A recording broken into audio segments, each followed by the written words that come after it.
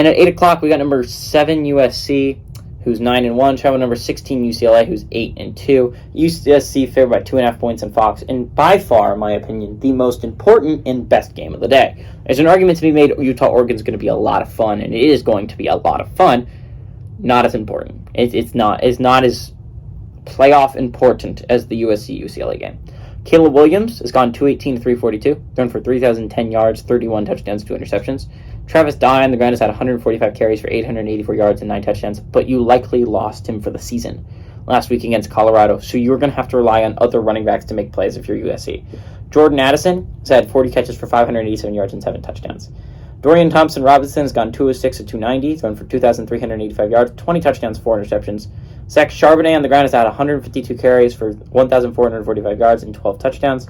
And Jake Bobo through the air has had 43 catches for 651 yards and 6 touchdowns. USC leads the series all time, 49-43. Last game went to UCLA in 2021. But 2019 was the last time USC won at UCLA. So I think what's going to be really interesting here, this USC wins this game, they're in the Pac-12 championship, right? USC wins this one. USC, in my opinion, controls their own destiny to the playoffs.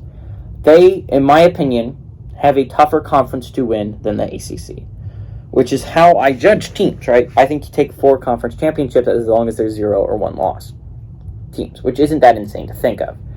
So, likely, Georgia's going to make it. Whoever wins Ohio State, Michigan likely is going to make it. And if TCU wins down the stretch, they're going to make it. So that really leaves a 4th spot. And if USC wins down the stretch, I think they're that 4th spot.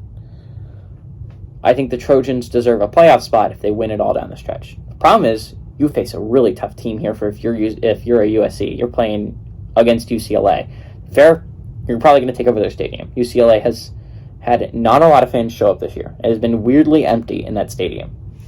When South Alabama played UCLA, you could hear USA chants in the stadium. It was that empty that South Alabama fans could start chanting their own slogan. But UCLA lost playoff eligibility last week against an Arizona team that played well against them, but still lost to Arizona. Kept their bowl game eligibility hopes alive. UCLA ended up tumbling down the rankings, and that late night game left USC the only playoff eligible football team left in the Pac-12. If USC wins this one, they're going to the Pac-12 championship. Problem is, you have to go through, quite honestly, one of the tougher teams in the Pac-12. I don't know if they're the toughest. It's like a 4-way tie, in my opinion, for the best team in the Pac-12. It's going to be tough. It's going to be a tough one if you're USC. Remember, you control your own destiny to the playoffs, at least in my opinion. This one's you got to win. I don't think you win it, and I'll explain to you why. If you win this game, you make it to the Pac-12 championship, and you'll have at least one team locked in. That's not insane enough for the Pac-12. Come on. You really accept the Pac-12 to have a team locked in this late into the year, into their championship game? No way. It's got to go down to the last week.